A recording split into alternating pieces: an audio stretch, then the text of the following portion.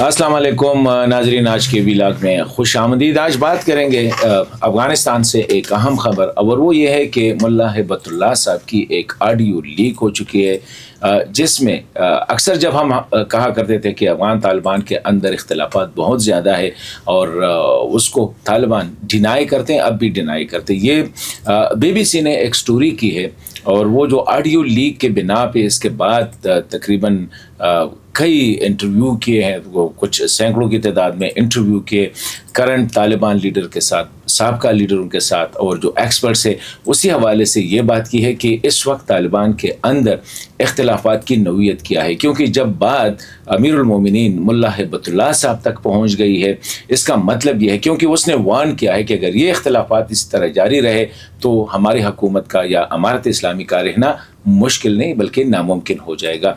इस पे बात करेंगे। दूसरी बात यह है कि कुछ खबरें ऐसे आ रही है कि अफ़गान तालिबान के हवाले से, अमारत इस्लामी के हवाले से ख़ित्ते के अक्सर ममालिक जो है वो चाहते हैं कि इनकी हुकूमत का ख़ात्मा हो, लेकिन पाकिस्तान अभी तक इस पे अड़ा हुआ है। मैंने जब बात की तो यहाँ तक कि ईरान में दो पॉलिसी होते हैं, एक होता है तेहरान की पॉलिसी, एक होती है मशहद की पॉलिसी।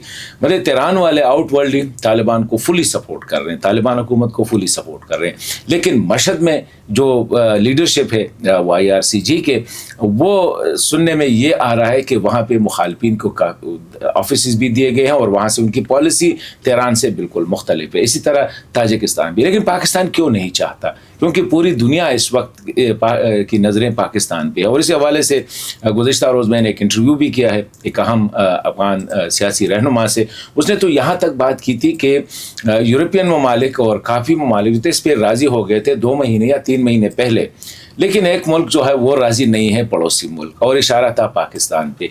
तो पाकिस्तान बावजूद इसके कि तालिबान का रवैया, तालिबान की पाकिस्तान के साथ ये जो दुश्मनी ले रखी है, इसके बावजूद वाई पाकिस्तान जो है इस तालिबान से छुटकारा हासिल नहीं करना चाहते। क्योंकि पाकिस्तान को यहाँ तक कहा गया, और ये बात मैंने पहले भी एक व्लॉग में की थी, कि आप कुछ ना करें, आप सिर्फ राज़ी हो जाए, बाकी काम हम कर लेंगे। तो इसी पे बात करेंगे। लेकिन पहले बात करते हैं ये जो मुल्ला हिब्बतुल्लाह साहब की जो ऑडियो लीक है, इसी हवाले से। इसमें जो कहा गया है, कंदहार में एक मदरसे में एक तकरीब से ख़िताब के दौरान, जो कि किसी ने रिकॉर्ड करके फिर चलाया है, कि वार्न किया है, मतलब है कि एक धमकी दी है तालिबान लीडरशिप को और कारकुनान को कि ये जो इख्तिलाफात है इसको ख़त्म होना चाहिए, वरना ये अमारत के लिए ख़तरनाक हो सकती है। अभी क्या इख्तिलाफात है, किन इश्यूज़ पे इख्तिलाफात है?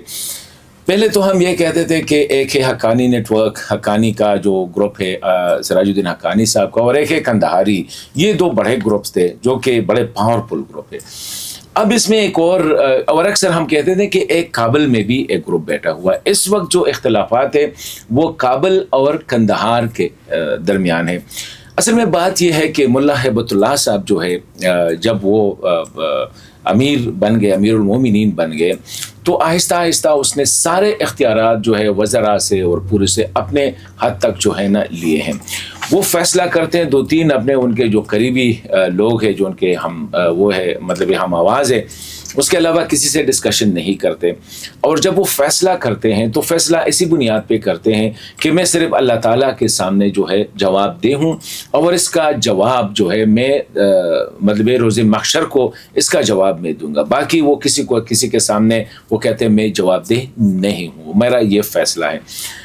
अब पहली इख्तिलाफात जो सामने आ गई वो इंटरनेट की बंदिश भी थी। आज से चंद माह पहले, मेरे ख्याल में सितंबर में था, कि मुल्ला साहब की तरफ से ये कहा गया कि इंटरनेट जो है इस पे मवाद और ये सारा ये जो गैर इस्लामी है इसको फौरी तौर पर बंद करना चाहिए। इंटरनेट बंद हो गया, लेकिन विदिन 3 दिन के अंदर अंदर उसको दोबारा काबल में जो तालिबान की जो मजबूत लीडरशिप है उसने कहा कि ये हो ही नहीं सकता, क्योंकि आजकल इंटरनेट के बगैर आप हुकूमत कर ही नहीं सकते। सारे जगहों के जितने भी आपके ट्रेडिंग पॉइंट्स है, वो सारे जो तिजारत है वो इंटरनेट के ज़रिए, हुकूमती काम सारे इंटरनेट के ज़रिए हो। तो ये कैसे हो सकता है कि आप इंटरनेट बंद करें? तो मुल्ला हिब्बतुल्लाह साहब के अहकामात की खिलाफ वर्जी करते हुए इंटरनेट को ऑन किया गया, बग़ैर कोई वजह बताए कि क्या हुआ था क्या नहीं था, बस आहिस्ता से इसको ऑन कर दिया गया। दूसरा अहम जो इशू है वो है ख़वातीन के मसले पे। اب کابل میں جو طالبان کی جو لیڈرشپ ہے وہ بھی بڑی مضبوط لیڈرشپ ہے، کیونکہ ان کے ملا عبدالغنی برادر صاحب فاؤنڈر ہے اس تحریک طالبان کی جو تحریک ہے اس کے فاؤنڈر ہے، اور وہ ڈپٹی تھے ملا محمد عمر صاحب کے ڈپٹی تھے. تو ایسے لوگ بھی بیٹھے، ملا حسن صاحب سینئر لوگ بیٹھے ہوئے ہیں.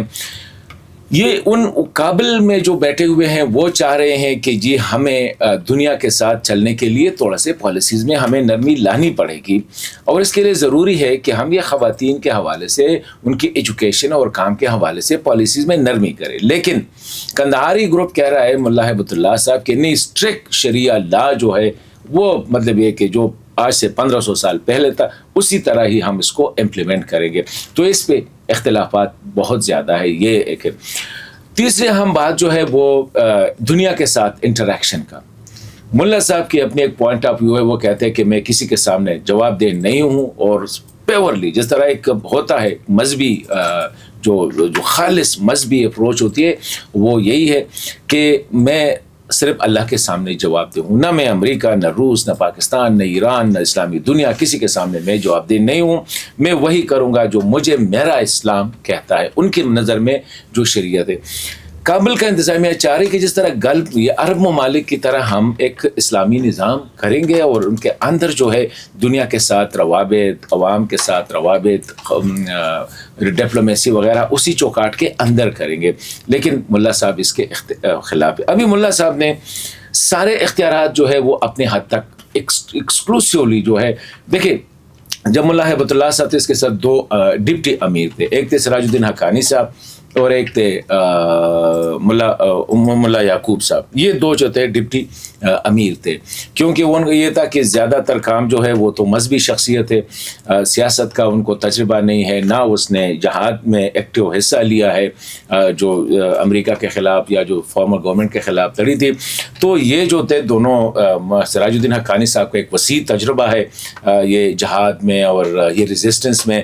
ملا یعقوب صاحب کی ایک لیگیسی ہے کہ وہ ملا محمد عمر صاحب کے بیٹے ہیں. تو اس طرح یہ چلتے جائیں گے. لیکن فوری طور پر ان کو صرف بس منسٹر لیول تک رکھتے ہیں، ایک کو وزیر داخلہ، ایک کو وزیر دفاع دے دی گئی، اور ان سے باقی جو ہے نا وہ ڈپٹی امیر والی، نہ ان سے کوئی کنسلٹیشنز، نہ ان کی، نہ بلکہ وہ مل بھی نہیں سکتے. جس طرح وہ ملتے ہیں اس پہ بھی بات کریں گے. تو سارے اختیارات صرف ایک شخص کے شخصیت میں آ گئے، وہ تھے ملا ہیبت اللہ صاحب. ابھی یہ جو سفوکیشن پیدا کی گئی ہے کہ ایک سائڈ سے، اور سراج الدین حقانی صاحب یہ جب باتیں ہو رہی تھی دوحہ میں تو وہاں سے دنیا کے ساتھ بہت سی کمٹمنٹ ہو گئی ہے، خواتین کے حوالے سے، اپوزیشن کے حوالے سے، تعلیم کے حوالے سے، حکومت داری کے حوالے سے. وہ جتنے وعدے کیے گئے تھے دوحہ میں، اب وہ اسی گروپ نے کیے جو اس وقت کابل میں حکمران ہے. لیکن ملا ہیبت اللہ صاحب کہتے ہیں کہ میں کسی کے سامنے، یہ میرے سامنے کچھ بھی نہیں ہے، میں جو کہوں گا میں امیر المومنین ہوں، میرا لفظ جو ہے یہ فائنل ہے. تو اس پہ اختیارات کی بھی ایک آہستہ آہستہ ایک ویو جو ہے اختلافات کی، اگرچہ افغان طالبان اس کو ڈینائی کرتے ہیں لیکن یہ ہے اس وقت. سراج الدین حقانی صاحب نے تو وقتاً فوقتاً جو گزشتہ تقریباً چند مہینے پہلے اس نے خوست میں جو تقریر کی تھی ایک تقریب میں، اور کہا تھا کہ یہ جو ہم نے جو امارت قائم کی ہے، ہم نے لوگوں سے محبت اور سابقہ حکومت کی جو سختیاں تھی اور لوگوں کی بے عزتیاں تھی، ضلالت تھی، اس سے بچاؤ کے لیے ہم لوگوں نے ہمیں سپورٹ کیا. اب اگر ہماری بھی وہی پالیسی ہے، سختیاں کر رہے ہیں، ماورا عدالت قتلیں ہو رہی ہے، اپوزیشن کے ساتھ سختیاں، لوگوں کو ذلیل کر رہے ہیں، بے عزت کر رہے ہیں وغیرہ وغیرہ، تو یہ ساری چیزیں جس پہ ندا صاحب نے، ندا محمد ندیم صاحب نے پھر اس کو کہا کہ امیر کا حکم جو ہے ہم سب کے لیے فرض ہے، وہ جو کہتا ہے وہ ہمیں فالو کرنا ہے، اپنی طرف سے کوئی انسٹرکشن ہمیں نہیں ہونی چاہیے. تو یہ بھی سننے میں آ رہا ہے کہ ملا یعقوب صاحب بھی مطلب ہے کہ کافی یہ حالات جو ہے اس سے اندرونی طور پر جو ہے ایک لاوا پک رہا ہے. اسی طرح بھی دیکھیں ملا عبدالغنی برادر صاحب سینئر موسٹ آدمی تھے، میں نے کہا اس طرح کو فاؤنڈر تھے تحریک طالبان کے، ملا محمد عمر صاحب کے ڈپٹی تھے، دوحہ ایگریمنٹ جو ہو رہا تھا اس کے چیف نیگوشیٹر تھے. ابھی اس بیچارے کو وزیر اعظم بھی نہیں بنایا گیا، اس کو ڈپٹی وزیر اعظم اور وہ بھی اکنامک افیئرس کا جو ہے محکمہ ہے اس کو دیا گیا ہے.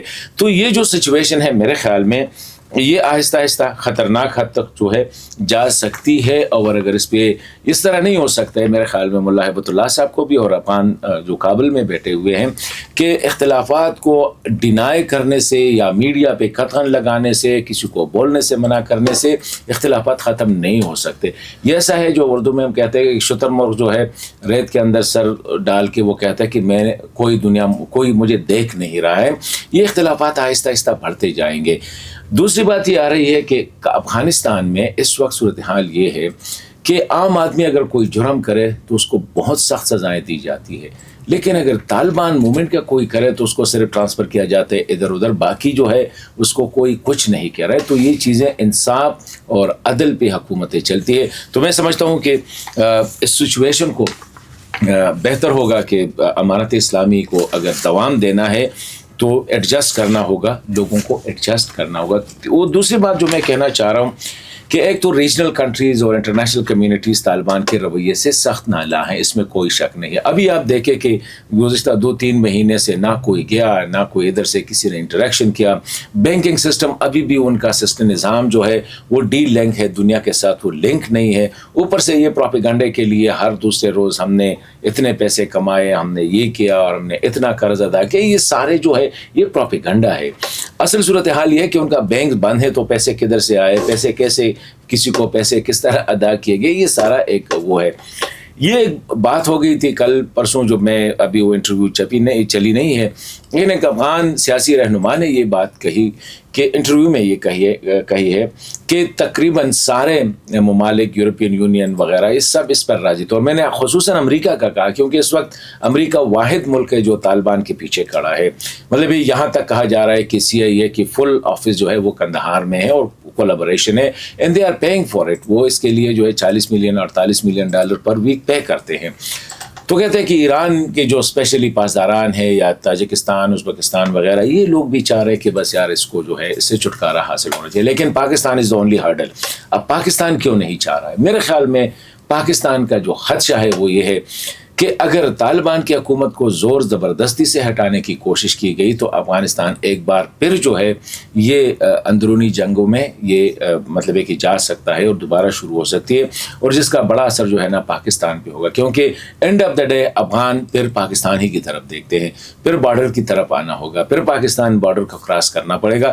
پاکستان چاہ رہا ہے کہ جیسے بھی نظام ہے اب یہ چلتا رہے، ایٹ لیسٹ افغان جو ہے اپنے ملک میں ہیں، یہاں سے ہم ریفیوجیز کا جو سلسلہ، جب تک یہ ریفیوجیز کا سلسلہ مکمل نہ ہوا ہو اس وقت تک کوئی ڈسٹربنس افغانستان میں نہیں چاہیے، بلکہ اس کے بعد بھی، تاکہ یہ بس وہاں افغانستان جو ہے اندر جو ہے کم از کم اس کی جیوگرافیکلی اور اس کی یونٹی جو ہے یہ برقرار رہے۔